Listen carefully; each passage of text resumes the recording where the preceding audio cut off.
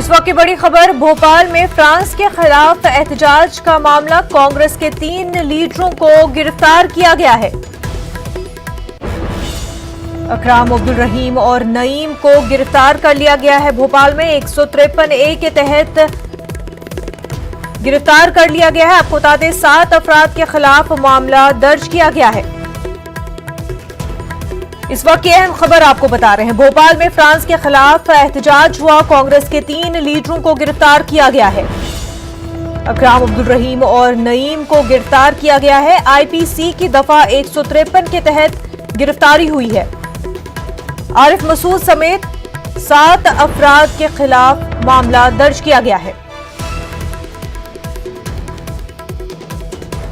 हमारे नुमाइंदे मेहताब आलम इस वक्त हमारे साथ जुड़ चुके हैं। मेहताब, जिस तरह से लगातार कार्रवाई हो रही है, जो लोगों ने फ्रांस में जिस तरह की पॉलिटिक्स चल रही है उस पर जो एहतजाज किया था, तो उन पर जो है कार्रवाई चल रही है, गिरफ्तारियों का सिलसिला भी लगातार जारी है। मेहताब, आप तक हमारी आवाज पहुंच पा रही है?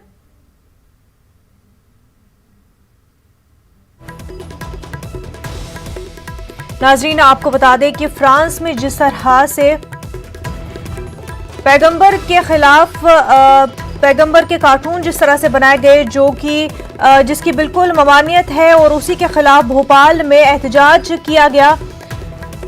और एहतजाजियों का कहना था कि इससे उनके मजहबी जज्बात को ठेस पहुंची है और इस सिलसिले में ये एहतजाज किए जा रहे हैं। लेकिन इस पूरे मामले को लेकर कार्रवाई हुई है।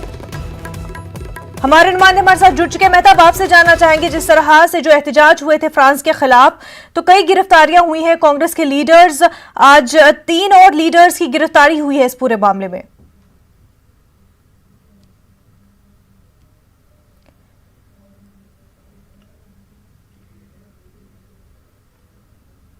दिन के बाद आरिफ मसूद और उनके 7 लोगों के खिलाफ 153A आईपीसी के तहत मामला दर्ज किया गया, जिसमें मामला दर्ज किया गया कि मजहबी जज्बात के भड़काने का। उस मामले पर आज जो है 3 लोगों की गिरफ्तारी की गई है। बाकी लोगों को पुलिस तलाश कर रही है। और जिस तरह से हुकूमत का प्रेशर और दोनों पार्टियों के बीच, भारतीय जनता पार्टी और कांग्रेस के बीच जिस तरह की सियासत चल रही है, तो वहां पर किसी को राहत मिलती दिखाई नहीं दे रही है। बल्कि कहा जा सकता है कि किसी वक्त भी वक्त आरिफ मसूद साहब की इस मामले में गिरफ्तारी की जा सकती है, क्योंकि शनिचर को 5 तारीख को आपको याद है कि 7 तारीख को इस मामले को लेकर पेशगी जमानत को लेकर आरिफ मसूद ने भोपाल अदालत में रुजू किया था। वहां पर इनकी जमानत अर्जी खारिज कर दी। 1 बजे भोपाल के नीलम पार्क में एहतजाज का ऐलान भी किया गया था, लेकिन इंतजामिया ने उनको इजाजत नहीं दी। अब रास्ता सिर्फ आरिफ मसूद के पास ये बचा है, उनको दूसरे लोगों के पास, कि वो हाई कोर्ट से इस मामले में अपनी जमानत करवा लें।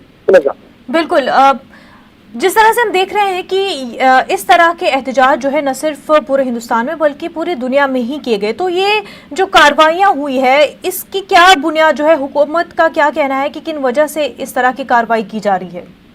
देखिए, हुकूमत इस मामले को जो है कह रही है कि के मामले में जो कुछ भी हुआ तक जो बयान आए हैं कि ये दहशतगर्दी की हिमायत में एहतजाज किया गया। हालांकि एहतजाज करने वाले बार बार ये कह रहे हैं कि उन्होंने उनका ताल्लुक दहशतगर्दी से कोई नहीं, न दहशतगर्दी को उन्होंने हिमायत की। फ्रांस में चूंकि नबी करीम सल्लल्लाहु अलैहि वसल्लम की आनत की गई थी, इस मामले को लेकर उन्होंने एहतजाज किया था और पीसफुल तरीके से अन्य तरीके से किया गया है। लेकिन दोनों के जो अपने नजरिए, उस नजरिए का टकराव यहाँ पे देखने को मिल रहा है। और यहाँ पर जो आपको कांग्रेस जो अभी तक बैकफुट पर नजर आ रही थी, अब उसने वादे तौर पर कर दिया कि सड़क से लेकर अदालत तक आरिफ मसूद के हक से हम लड़ाई लड़ेंगे। बिल्कुल, जिस तरह से कांग्रेस के बड़े लीडरान भी सामने आए और उन्होंने साफ तौर पर कहा कि ये जो है हमला किया जा रहा है हुकूमत की जानिब से, और इस पूरे मामले की उन्होंने तनकीद की और कहा कि आरिफ मसूद के साथ खड़े हैं। यकीनी तौर पर देखिए, सिर्फ आरिफ मसूद के खिलाफ जो मामला किया गया था, उनको पहले से मामला दर्ज किया गया 188 के तहत, उसके बाद 353 के तहत मामला दर्ज किया गया। फिर आपको याद होगा कि आरिफ मसूद का जो कॉलेज भोपाल में इंदिरा प्रदेश में, उस पर कार्रवाई की गई।